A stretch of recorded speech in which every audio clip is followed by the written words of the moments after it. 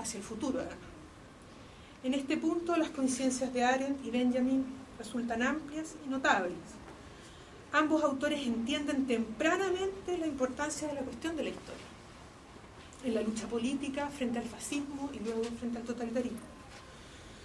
En la tesis cuarta, por ejemplo, de las tesis de la filosofía de la historia, Arendt nos advierte: el don de encender la chispa de la esperanza solo es inherente al historiógrafo que esté convencido de que ni los muertos estarán seguros ante el enemigo si es que éste vence, y ese enemigo no ha cesado de vencer.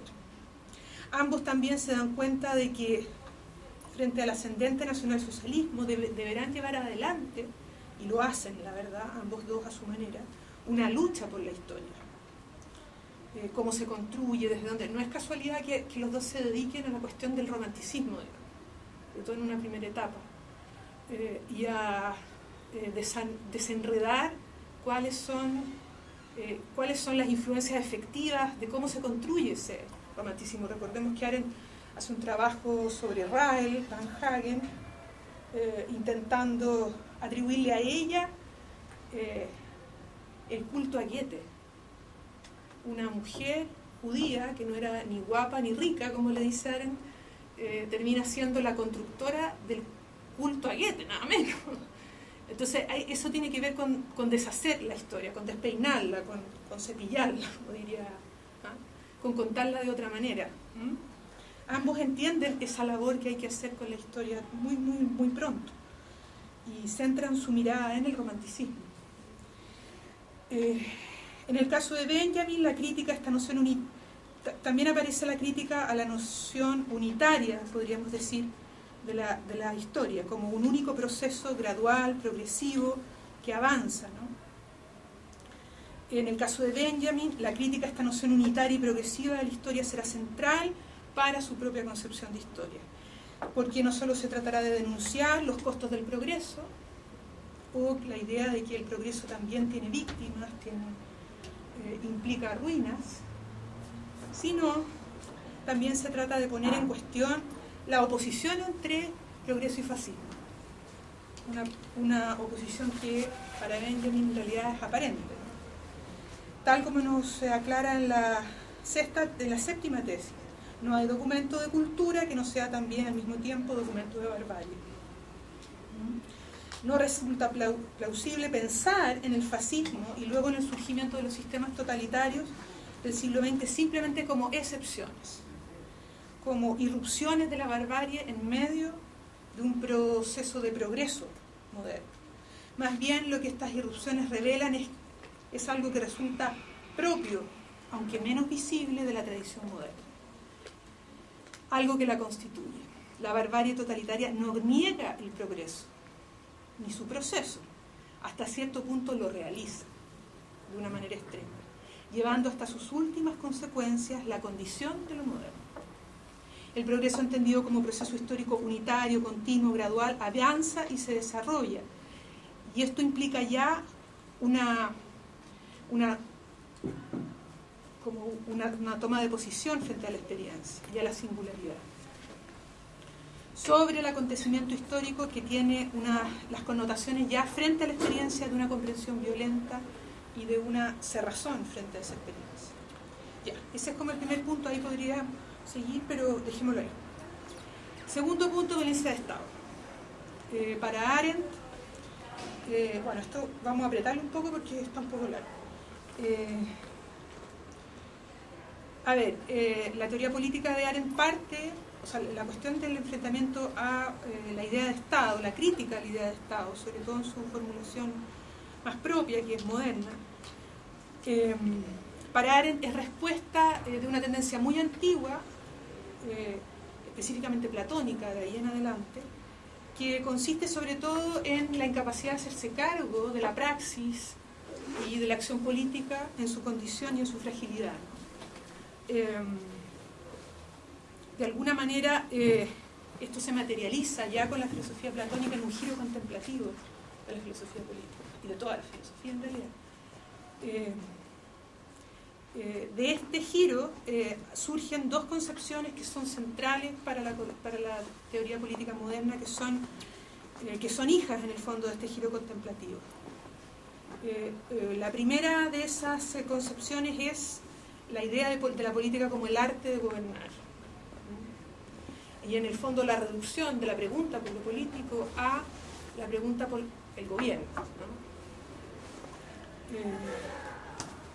Esto cristaliza en una cierta noción de Estado que es fundamental para la teoría política moderna. Y también una idea de historia universal que de alguna manera ya está cubierta con lo que hemos dicho antes y que se vincula también a esa misma crítica de la idea de historia como un único proceso gradual, unitario, que se va conformando de una manera única, en la que coincide, yo diría, con Benjamin. Ahora, lo interesante es que esta negación de la praxis, porque la praxis es una cuestión completamente efímera, ya lo hemos visto en el propio Aristóteles, la distinción entre praxis y hipóiesis, que es bien fundamental para entender este concepto. La praxis misma no produce nada, digamos. Es pura interpretación, por decirlo así. No tiene producto, no deja nada atrás de sí, es pura performance, por decirlo así, y no deja nada en el mundo. Entonces, frente a esa fragilidad aparecen estas visiones más poéticas, más productivas de lo político, y la primera de ellas es esta idea del gobierno. Arendt nos advierte en La condición humana: el signo característico de tales huidas de la praxis es el concepto de gobierno. O sea, el concepto de que los hombres pueden vivir juntos, legal y políticamente, cuando algunos tienen derecho de mandar y los demás se ven obligados a obedecer. La trivial noción, que ya se encuentra en Platón, de que toda comunidad política está formada por quienes gobiernan y por los que son gobernados, en la que se basan todas las definiciones de las formas de gobierno, en realidad se fundamenta en la sospecha que inspira la acción, más que en el desprecio hacia los hombres o en el deseo de una irresponsable o tiránica voluntad de poder. Así, la teoría política, que desde sus orígenes se entiende como teoría del gobierno, por lo menos a partir de Platón, o de las formas de gobierno, implica ya una separación entre saber y actuar, que es justamente lo que no está en la praxis. La praxis es un saber que se sabe actuando, o se actúa sabiendo, digamos, no hay distinción. Así, toda teoría del gobierno, nos dirá Arendt, de los gobernantes y de los gobernados, oculta y niega esta experiencia previa, preobjetiva, que de alguna manera funda el sentido mismo de lo político, la experiencia de la frágil acción y del poder concertado. Arendt da una explicación en relación con los verbos griegos y con su uso, ¿no? Cuando de alguna manera actuar se decía de dos maneras en griego, el argein y el pratein, ¿no? Y cómo este doble uso de actuar como comenzar y luego como llevar a término termina cambiando su sentido, y el argein comienza a significar ir por delante, gobernar, dirigir, y el pratein ya no significa llevar a término, continuar, terminar la acción, sino que obedecer, ¿no? Y no saber. En estas circunstancias, la esencia de la política se convierte en saber distinguir los asuntos más graves con respecto a la oportunidad e inoportunidad, y la acción como tal se ha eliminado totalmente y ha pasado a ser simple ejecución de órdenes. Platón fue el primero, nos dice Arendt, en introducir esta división entre quienes saben y no actúan, los que gobiernan, y los que actúan y no saben, es decir, los gobernados. En lugar de la antigua articulación entre acción, encomienzo y realización. De modo que saber qué hacer y hacerlo se convirtieron en dos actividades completamente diferentes. En un segundo paso, este olvido de la acción, que también se da en la mirada platónica, en la República, digamos, busca una estructuración precisa de este gobierno y busca, en el fondo, la mejor forma de gobernar. Desde una posición claramente poética se plantea la posibilidad de una fabricación de la polis, bien organizada, que además debería estar garantizada por el acceso a la contemplación del modelo, ¿no? De la idea de la polis. La polis se levanta entonces como fabricación de una sociedad bien ordenada, es decir, bien administrada. Bueno, con la modernidad este camino poético se profundiza y se realiza. en Arendt, o sea, desde el pensamiento de Arendt. Bajo la sombra de lo que Arendt entiende como el ascenso de lo social, sumada a la confusión entre trabajo como actividad productiva y labor como actividad de sobrevivencia, se consuma y consagra en la modernidad una cultura poética que sustituye y clausura la posibilidad de la acción política.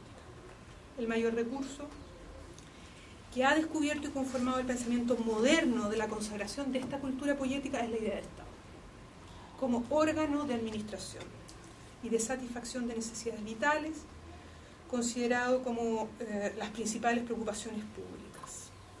Esta idea de Estado como artificio humano, Hobbes, digamos, es decir, comillas, como la creación de un hombre artificial, nos dice Arendt, lo que significa construir un autómata, una máquina, un sistema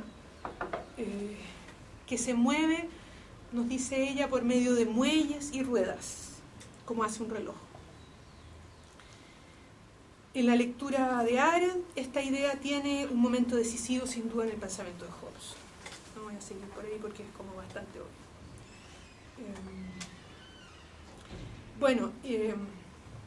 Por su parte, Benjamin, para una crítica a la violencia también, distingue entre esta violencia fundadora y la violencia conservadora, ¿no?, de los sistemas, sobre todo centrándose en el derecho.